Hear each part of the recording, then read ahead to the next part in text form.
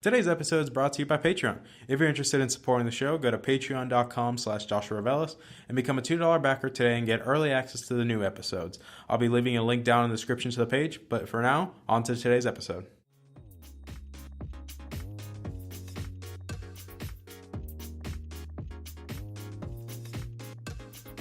You're listening to the Augmented Experience podcast. My name is Joshua Revelis. I'm a student, musician, and a gamer at heart. Join me as I sit down with fellow enthusiasts to talk about what's going on in the technology, business, and gaming world. I hope you guys enjoy.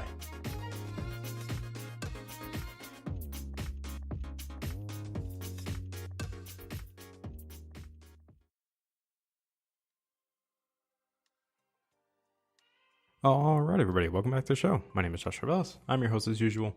And, well, given how last week's poll went, obviously, today's episode is probably a little bit more straightforward, especially because, like the poll was last week, we was either discuss the recent PS5 leaks and Xbox Scarlet stuff, or I would say probably the more bigger concern, realistically in my opinion, would be what's going on with the Galaxy Fold.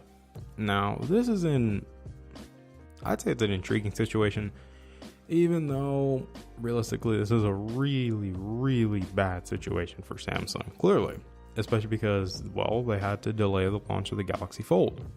Obviously, this presents a big issue, especially because this was a very anticipated phone. Its release date was supposed to be April 26th, which was, if I'm correct, well, you guys are probably going to hear this on May 1st, so probably 5 days. It was supposed to come out 5 days ago.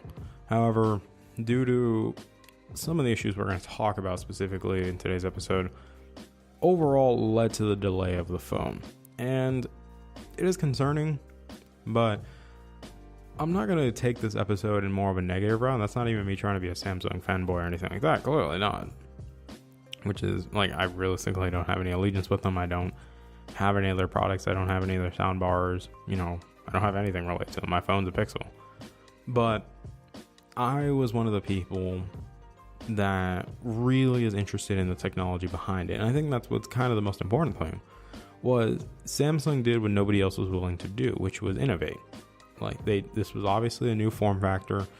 This was something new, but we'll get into that. So let's talk about what really happened.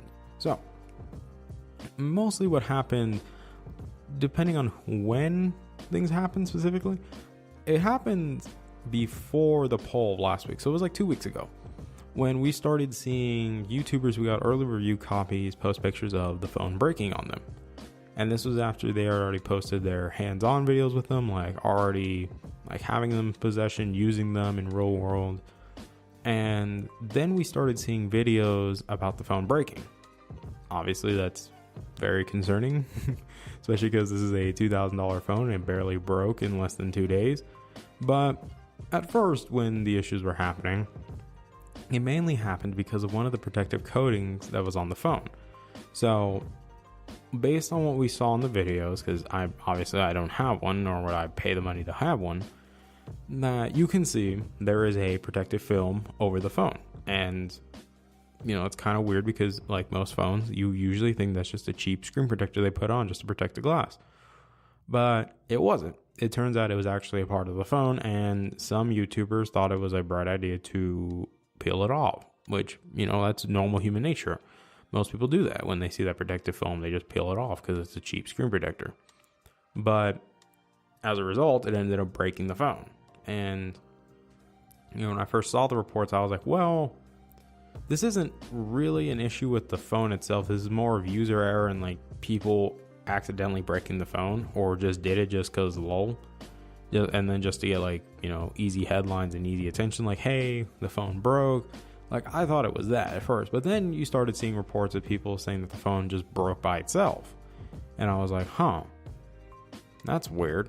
And obviously, like most people, they were skeptical because well, where's the proof? Do you have any evidence showing that it broke? And some people didn't, but then eventually some people showed it. Some people, overall trusted sources like Mr. Mobile and all them, ended up coming out and saying that, yeah, it broke. And this is very concerning because, like I said, this is a $2,000 phone that just broke by itself in less than 2 to 3 days of having it. And based on what we were able to find out, it seems to be related to the hinge specifically, or things getting into the mechanism, which ends up causing the phone to brick. And that's what we were able to find out. Obviously, Samsung, this is a huge PR nightmare for them specifically because, well, this is one of the most anticipated phones of the year. And I wouldn't say the decade, I'm not going to go that far, but I think for the year of 2019, this was very, very anticipated because we wanted to see how this is going to work. And it's saddening because it broke. And I think realistically, we need to look at this more of an, I'd say an objective manner, not in just a pure negative manner. Or realistically, that's the only way I think is the best way to approach this because, well, yeah, we clearly there was going to be issues. We knew this from the get-go. Like I told you guys when I talked about the Galaxy Fold to begin with, I still believe that the Galaxy Fold is the future of smartphones. I believe we're going to go into a direction where smartphones will be foldable. The problem is that we're still not there technologically to make this viable and realistically usable in everyday use because these things are still really fragile and there's a lot of things that can go wrong. Case in point, what happened with the Fold? Now, I know that some people are going to say, well, at least we have the Huawei Mate X. In my opinion, that thing's still going to flop. That thing's going to break even quicker than the Fold. Let's be realistic here. Like Samsung took 8 years to make this phone. Huawei at best probably took like 2 to 3. This phone is not unique. Like, yes, it is a foldable phone and it folds like outwards essentially, like, or not outwards, but more of the screen is on the outside rather than folding inward like the Fold. So yes, it folds outwards, but you get the point. If the Fold broke with the screen being inside and, realistically it's being protected because that's why you fold it inward, the fact that the screen's going to be on the outside on the Mate just kind of gives you a given. It's going to break pretty easily. And we don't even know what kind of protection they're using on the thing. Realistically, we don't. So it's interesting, especially because what we saw with the Fold so far, it seemed to handle everything perfectly fine. Realistically, it was very capable in the foldable state. Obviously, the main complaint everybody had about it was the screen while not folded out. Clearly, it was a 4.6, 4.5 inch display, and it had a huge bezel. Clearly, and people didn't really like having that little screen. They didn't, because if you look at the Mate, it has like basically I think it was 5.8 or something. It was somewhere in that range, 5 to 6 inches on the front before being folded outwards.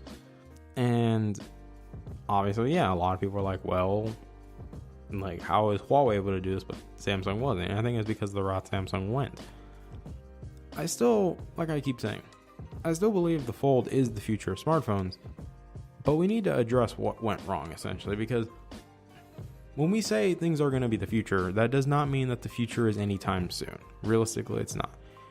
Many people who are enthusiastic about technology wanted this phone to succeed because obviously, yes, it was the first of its kind. It was the first gen. It's a first generation product is what it is. It was the first phone Samsung made to go in that direction. And obviously it had issues. Like every first gen product, there's always problems. Like realistically, let's look at some first gen products that, had issues. Like whether you like them or not, the AirPods, yeah, they had issues. Like when they came out, like obviously a lot of people were annoyed that they weren't water resistant. The battery life was At the same time, sound quality wasn't that good.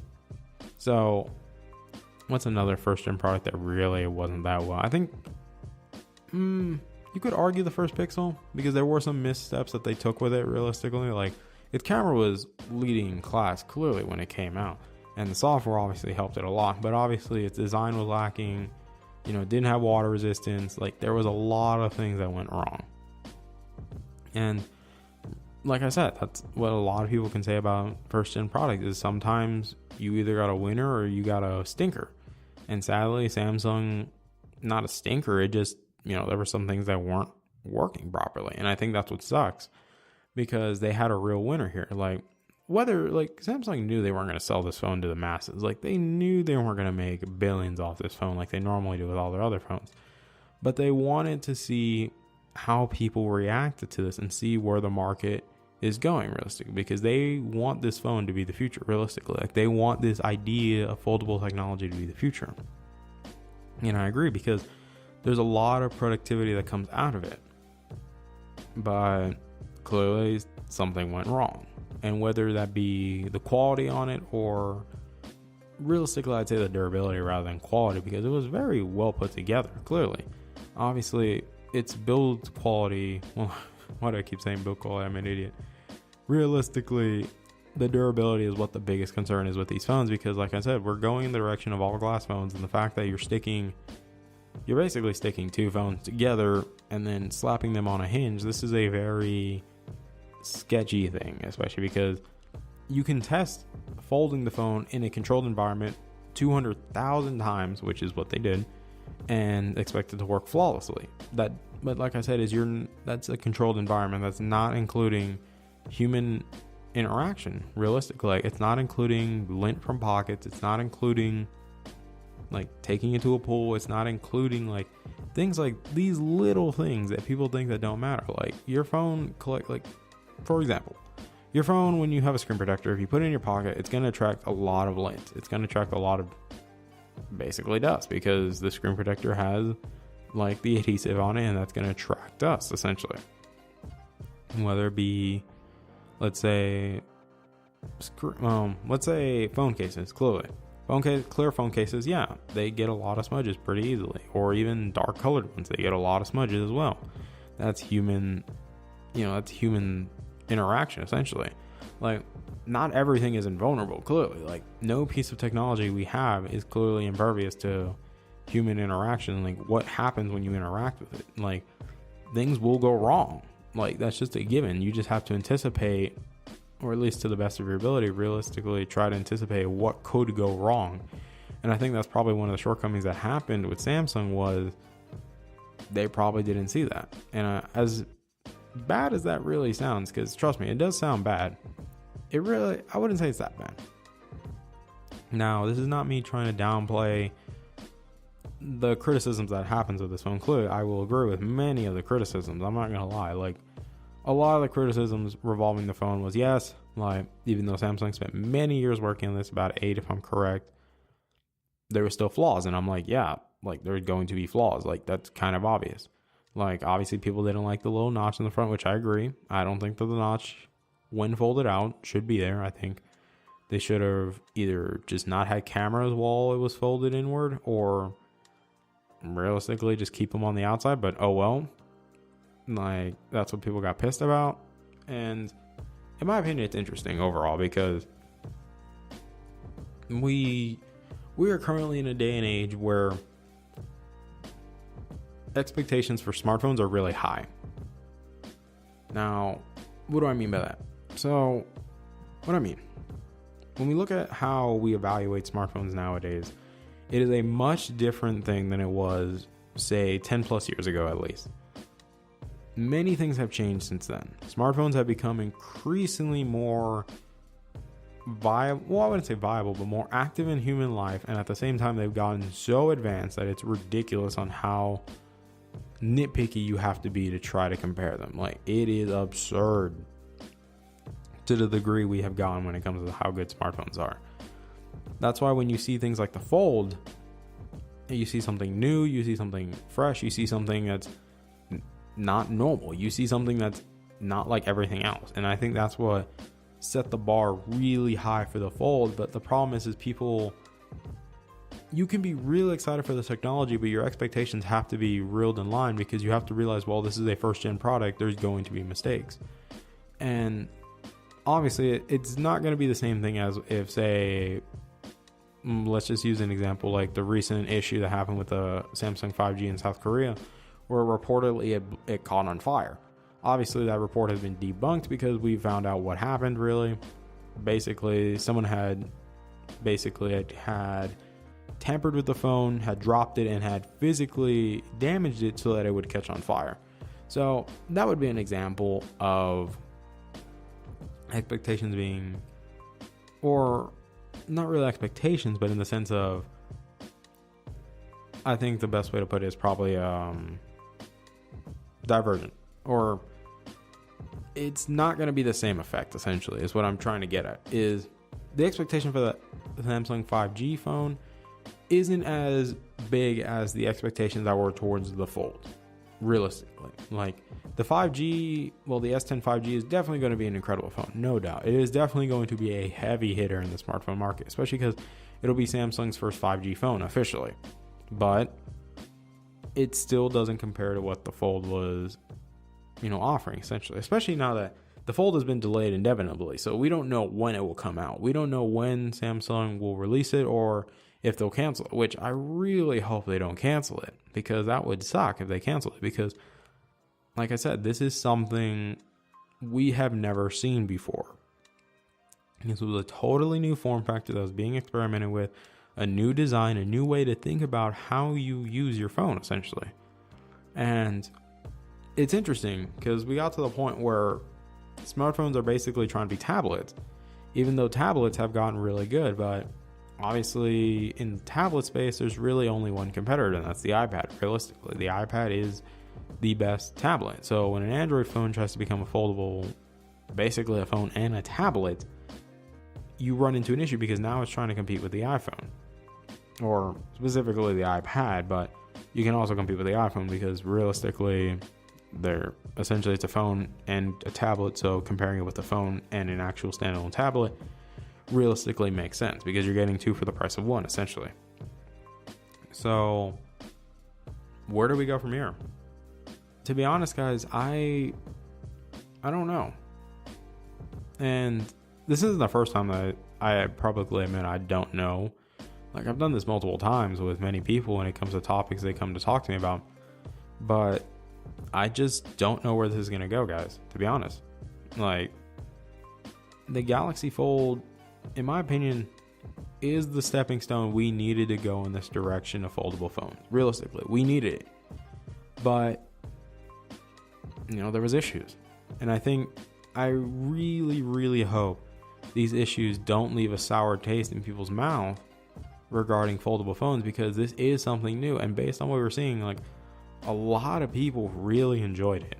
Like, even though it was temporary and, the review units were only for 10 days, a lot of people enjoyed them because it was something interesting. It was something new. It was refreshing. It was something we never seen before. And I think that's what has a lot of people interested, realistically.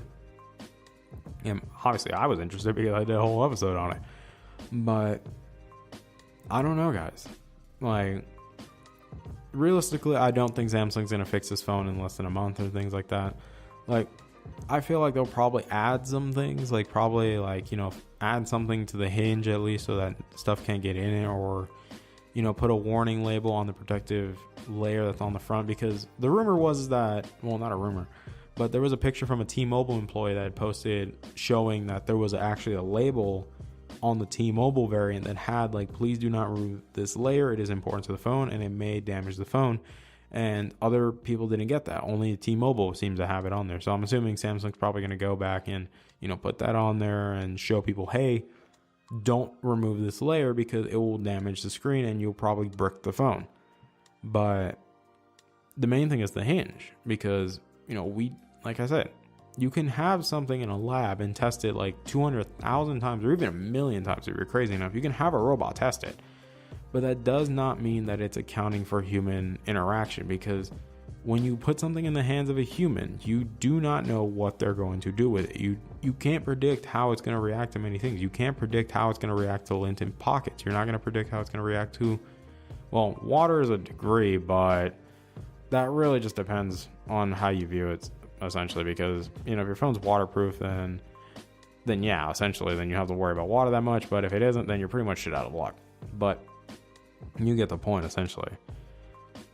Honestly, guys, I don't know where to go from this, because obviously there's no really much I can explain more on this topic, because already, essentially this has been all over the news and been covered for over a week or two now. So there's not really much more insight I can provide on this besides sharing my take on it and how I view it. So yeah, I know this is a short episode, but I wanted to talk about this because it was something not near and dear to me, but I think it was just something that I really cared about and I was interested in. I only hope that Samsung doesn't feel discouraged to try this again, but rather tries again, except learn from the mistakes from the fold and figure out how to implement this in a better and more efficient way so that we don't run into the same issues twice. Because if this happens again, then we got a big problem.